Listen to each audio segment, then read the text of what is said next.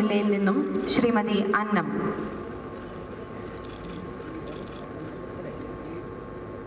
അടുത്തതായി ആലപ്പുഴ ജില്ലയിൽ നിന്നും ശ്രീമതി അനീഫ ബീവി.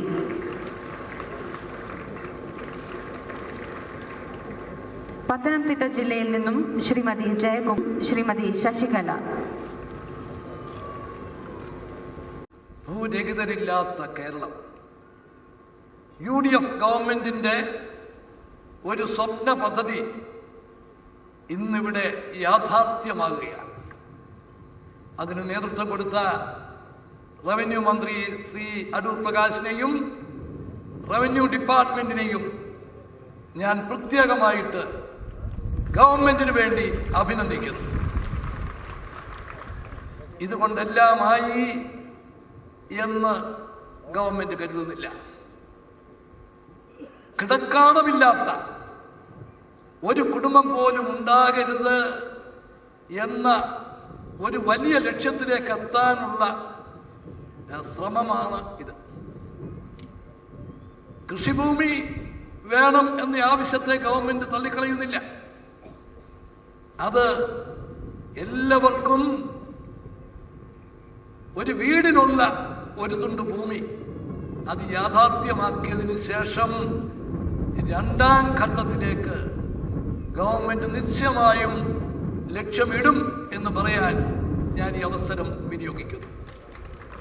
1,00,000 പേർക്ക് ഒന്നാം ഘട്ടമായി കൊടുക്കുന്നത് ഇവിടെ തുടങ്ങുന്നു. അവശേഷിക്കുന്നവർക്ക് ഭൂമി കണ്ടെത്തി 2,43,000 പരം അപേക്ഷകളിൽ ബാക്കിയുള്ളവർക്ക് ഭൂമി കണ്ടെത്തി കൊടുക്കും.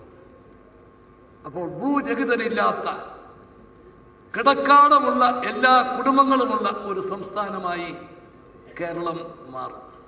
പിന്നെ നമുക്കൊരു സ്വപ്നം കൂടുണ്ട്. ആ സ്വപ്നം ഭവന രഹിതരായിട്ടുള്ള ഒരു കുടുംബവുമില്ലാത്ത സംസ്ഥാനമായിട്ട് കൂടി ഈ കേരളം മാറണം. അങ്ങനെ ഈ 2 ലക്ഷ്യങ്ങളും നേടിയതിനു ശേഷം കൃഷിഭൂമി ഉൾപ്പെടെയുള്ള കാര്യങ്ങളെക്കുറിച്ച് നമുക്ക് വീണ്ടും സ്വപ്നം കാണാനും പരിപാടി യാഥാർത്ഥ്യമാക്കാനും വേണ്ടി നമുക്ക് ഒത്തൊരുമിച്ച് പ്രവർത്തിക്കാം. വികസനം അത് സമഗ്രമായ വികസനമാണ്. സമൂഹത്തിൽ ഏറ്റവും താഴെത്തട്ടിലുള്ളവന്റെ നന്മയും പുരോഗതിയും ഉൾക്കൊള്ളുന്ന പുരോഗതിയെ ശാശ്വതമായ പുരോഗതിയായി സമഗ്ര പുരോഗതിയായി നമുക്ക് കണക്കാക്കാനൊക്കത്തുള്ളൂ. അതാണ് UDF ഗവൺമെന്റിന്റെ ലക്ഷ്യം. ആ ലക്ഷ്യത്തിലെത്താൻ എല്ലാവരുടെയും സഹായം അഭ്യർത്ഥിക്കുന്നു. ഈ കേരളത്തിന്റെ ഈ അഭിമാന ദിനത്തിൽ UPIയുടെ ചെയർപേഴ്സൺ നമ്മുടെ ആരാധ്യയായ സോണിയാജി നമ്മളോടൊപ്പമുണ്ട് എന്നത് നമ്മുടെ സന്തോഷം വളരെയധികം വർദ്ധിപ്പിക്കുന്നു. അതിന് പ്രത്യേകമായ നന്ദി കൂടി പറഞ്ഞുകൊണ്ട് എന്റെ വാക്കുകൾ അവസാനിപ്പിക്കുന്നു. ജയ് Hind. This is a historic moment when we inaugurate this wonderful project, which will give an opportunity to all those families who are homeless to fulfill a lifelong dream of owning a piece of land on which they can build their home. Kerala is a state where land is scarce. A growing population and increasing urbanization both build up the pressure on the land.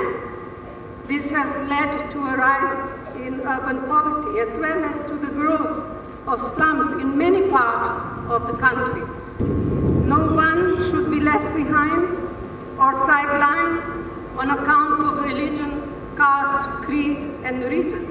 And the UPA government and the UDF government are carrying forward the vision of Jawaharlal Nehru, of Indira Ji, Rajiv Ji, of making India a modern nation based on social justice and allowing the country to transform itself with the times by providing basic facilities to people everywhere. The government of Kerala is doing a stellar job in implementing our national vision and is building on it further through imaginative yojanas such as the Zero Landless State. Kerala is already blessed with a very high human development indicator and with an educated society. Schemes such as this will lift the homeless out of their difficult conditions and enable them to strive for objectives beyond simple survival.